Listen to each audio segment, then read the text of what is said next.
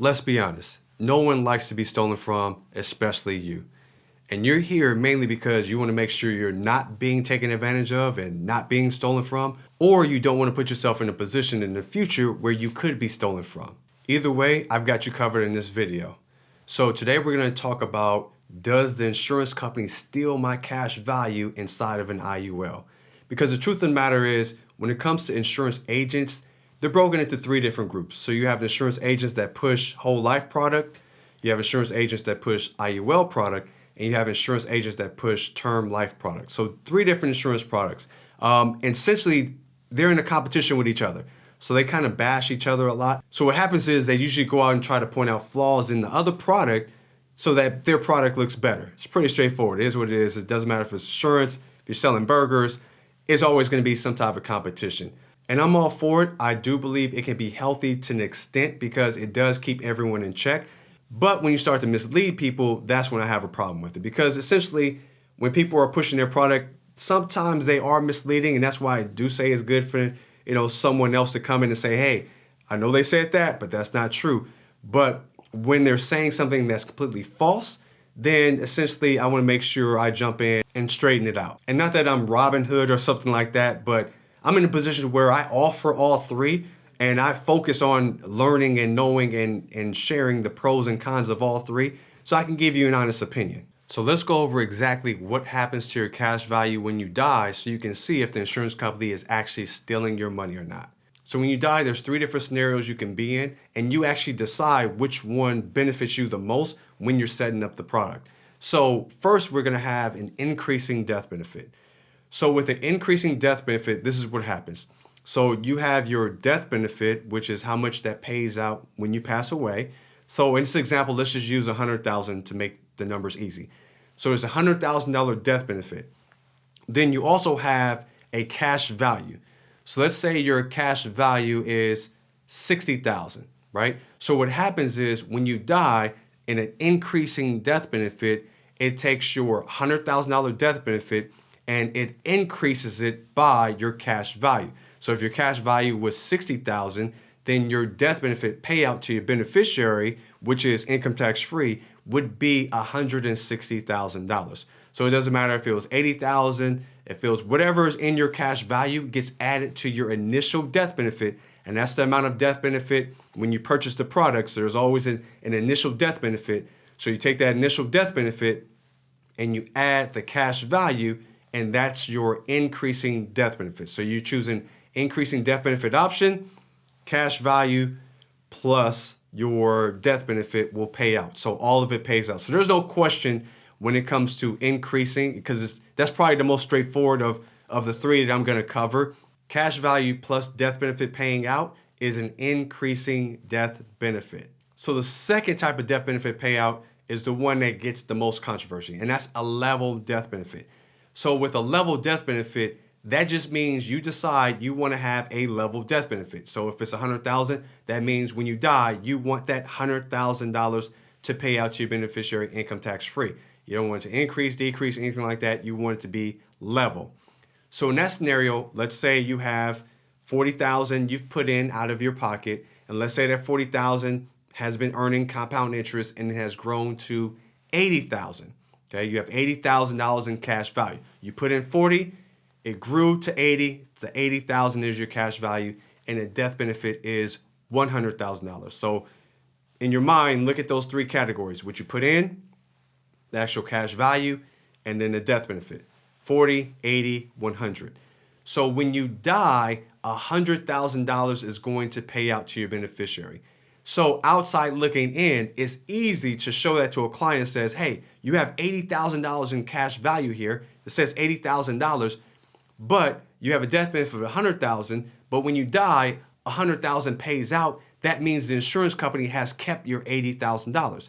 It's very easy to say that, and it's very easy for someone to believe that, right? So, but that's not really how it works. So as you have that cash value, so because when you signed up for the product, you chose to have a level death benefit, that means you want your death benefit to be $100,000. So you have $80,000 in cash value. So what happens is, upon your death, they're going to use that $80,000 as a payout. So $80,000 is going to pay out to the beneficiary, and the insurance company only has to cover the 20. So you're giving the 80, the insurance company is giving the 20. Well, why would someone even want that scenario? So in that scenario, because your cash value is 80,000 and the insurance company is only responsible for 20, that means you're only paying for $20,000 of coverage. So that means the costs are dramatically decreased over time, because as your cash value starts to build up, the bigger your cash value, the less money the insurance is on the hook, because the insurance has to pay the difference. So regardless of how much cash value you have, they're going to have to add whatever needs to be added to it to make the payout $100,000. So if you have $20,000 in cash value, then they're going to have to come up with 80 to make sure that level amount of 100 that you requested pays out. So you're paying for that $80,000 of life insurance. But as your cash value starts to increase, the amount that the insurance company responsible starts to decrease. That means you're paying for less and less insurance over time, which dramatically decreases the cost of the policy. So it makes the policy more efficient, right? So it's real important to understand that. So when you die, your cash value is what's used first, and the insurance company is going to make up the difference, but that's okay because you're only paying for the difference. Now, if you're paying for $100,000 of coverage and they only gave 20, then yeah, that's a ripoff. But you're not paying for $100,000 anymore. As your cash value increases, you're paying for less and less and less, because the insurance company is only responsible for the difference between $100,000 and whatever your cash value is. So that's what you would set up in the beginning when you sign your policy, and that will be a level death benefit. So remember, increasing your death benefit plus your cash value. Level means you only want a certain amount of death benefit, so you're going to leverage your own cash value that hasn't been used and add the insurance company's difference to make it whole so that the entire $100,000 pays out to your beneficiary.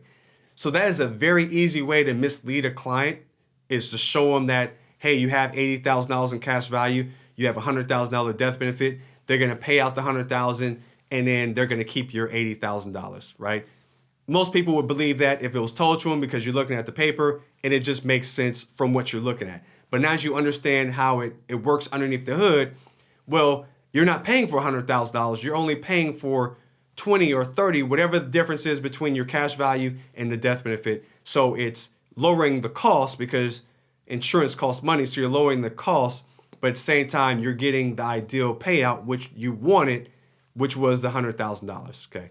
Hope that makes sense. That's probably the most confusing of all of them, but I hope that makes sense. Then you have the third example, which isn't always used, but it is used in some companies, so I'm going to cover it because you may run across it. And that is a ROP. ROP stands for return of premium. So that means you're going to take your death benefit, the $100,000. So we'll use the example from before. You put in $40,000 out of your pocket. That $40,000 has earned compound interest and has grown to $80,000. And then you have your $100,000 death benefit. So with a return of premium, it's like level and increasing kind of bridged together. So you have that $100,000 that's going to pay out, but you have $80,000 in cash value. So you have $80,000 that can be used towards your death benefit, meaning the insurance company has to cover the 20, but you also want to include everything you've paid out of your own pocket. A return of premium. So I want to return on all the money that I put into this policy, which was the $40,000. So essentially $140,000 would pay out, because it's the 100 plus what you put in, which is 40. Now, how it pays out is how I explained. So you got your death benefit plus your cash value to equal the 100, and then you add the 40,000 on top of that to give you a return of premium. So that's usually like an option 3 or option C, but those are the 3 options. Now, which one is the best depends on your design and your situation. So there's not like a one size fits all. Like if you're trying to accumulate cash value, in most situations, the increasing death benefit is going to be the best option, because you get the full death benefit, meaning you can put in more cash value, because what you put inside your cash value has to be in proportion to the death benefit you're paying for. So we use increasing as you're accumulating. And if you stop putting money in, then you can always switch it from increasing. I don't want to say always, because not all carriers you can do that, But for premier carriers, you switch from increasing to level because you're no longer funding the policy, but now you can level it off to make it as efficient, because now you can use that cash value, drive down the cost of insurance, and then the policy can perform even though you're no longer putting money in, because the insurance still has to be paid for. So now your cash value and the interest that your cash value is earning pays for the insurance on your behalf. So your insurance cost doesn't go away. It's just that the policy is so efficient, it could pay for itself and be self-funding on your behalf, right? So those are 3 different scenarios. And if it's still confusing, I understand, because this is probably one of the most confusing parts when it comes to life insurance, is how the death benefit pays out and where these dollars actually come from. But just know your cash value is always going to be used and always going to be utilized, and the insurance company is not stealing your cash value inside of an IUL. So I hope this video helped. If you have questions, which you may still have questions, put them in the comments, and I'll probably make a part 2 to this, because this is probably one of the most confusing parts when it comes to life insurance. Put a thumbs up if it made sense, but otherwise I will see you in the next video.